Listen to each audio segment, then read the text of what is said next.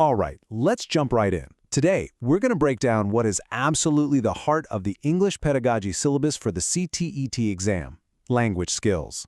I'm telling you, getting a solid grip on this one area can seriously boost your score. So why are we focusing so hard on this one topic? Simple, because everything we're about to cover in the next few minutes is the key to nailing guaranteed 4 to 5 questions on your exam. That's a huge deal for just a little bit of your time and focus.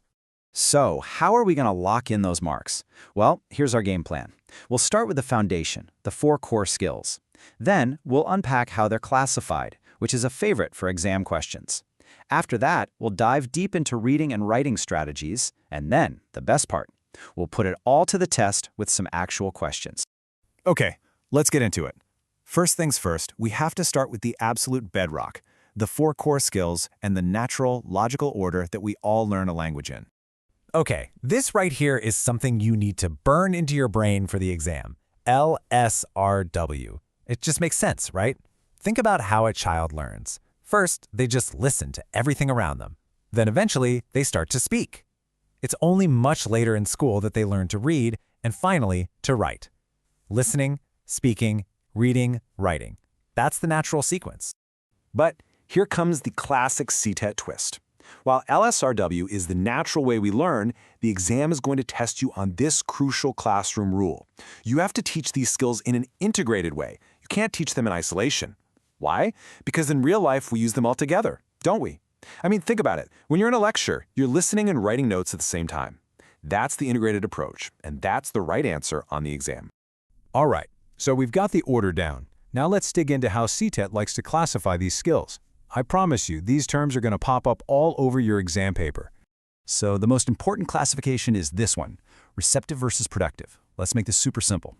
Receptive skills are passive. It's when you're just receiving information. It's all input. On the flip side, you've got productive skills. This is where you're actively creating or producing language. That's your output. And this table just lays it all out for us. You can see our receptive skills, listening and reading, are all about input. And the productive skills, speaking and writing, are your output. But look, the exam also uses 2 other pairs. Primary skills are listening and speaking because they come first, and reinforcement skills are reading and writing because they build on or reinforce what we first learned by ear and mouth. Okay, let's drill down into reading for a minute. CTET is famous for asking super specific questions about different reading strategies, so let's make sure we've got these completely straight. First up is skimming. Now, if there is one word you have to connect with skimming, it is gist, or general idea. Skimming is when you're just flying over a text to get a feel for what it's about. So what does that actually look like? Well, you're definitely not reading every single word. You're letting your eyes jump to titles, big headings, maybe the first sentence of a paragraph. A perfect example is just glancing at the newspaper headlines or reading the back of a book to see if you want to buy it. That's skimming. And next, we have its partner, scanning. Now, if skimming is for the general idea, scanning is for a very specific piece of info. Here, you're not browsing, you're hunting. When you're scanning, you are ignoring almost everything on the page. Your eyes are locked in, searching for one thing: a specific word, a name, a date, a number. Think about looking for your name on a long results list, or finding the departure time on a chaotic train schedule. That's scanning in action. And just to round things out, there are 2 more reading types. Intensive reading is that super careful, detail-oriented reading you do in a classroom, where you analyze every word. And extensive reading is the total opposite. It's reading for fun, for pleasure, like when you get lost in a novel at home. One's for deep analysis, the other is for fluency. Okay, let's switch gears to our final skill, writing. And this is a big one, because the modern approach, the one that CTET wants you to know, sees writing as a journey, a continuous loop, not just a one-and-done task.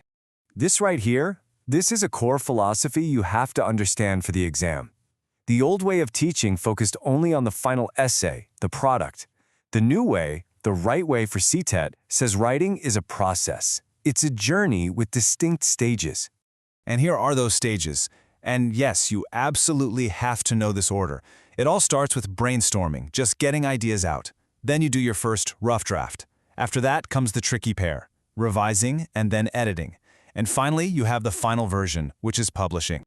Okay, pay close attention, because this is where people lose marks. The difference between revising and editing. Revising is all about the big picture. It's about the ideas. Does my argument make sense? Do I need to move this paragraph? Editing comes later. That's the fine-tooth comb for grammar, checking spelling, punctuation, typos. So remember, revise for ideas, edit for grammar. All right, we've covered a ton of theory. Now for the fun part. Let's see how this all plays out in some real exam-style questions. This is where the rubber meets the road. Okay, have a look at this one. A student is reading to find the gist of a text. What do we call that? Is it skimming, scanning, or intensive reading? Come on, you know that keyword. And of course, the answer is A, skimming. The absolute dead giveaway, the keyword we talked about, is gist. The second you see gist or general idea, your brain should scream, skimming! All right, round 2. Which of these is a productive skill? Your options are A, listening, B, speaking, or C, reading. Think about it. Which one is output? And the answer is B, speaking. Of course. Productive means you are producing language. When you speak, you're actively creating sound. Listening and reading, those are receptive. You're just taking it all in. And that brings us to the grand finale, your ultimate cheat sheet. Seriously, if you just memorize what's on this slide, you're in fantastic shape. The order is LSRW, but we teach it in an integrated way. Receptive is input, productive is output. Skimming is for the gist, scanning is for a specific fact. And the writing process always goes brainstorm, draft, revise your ideas, and then edit your grammar. This slide is your key to those 4 to 5 marks. So there you have it. You now know the what and the why behind these core language skills. The real question is, the next time you sit down for a practice test, how are you going to use this to spot those patterns and get those questions right? You've got this.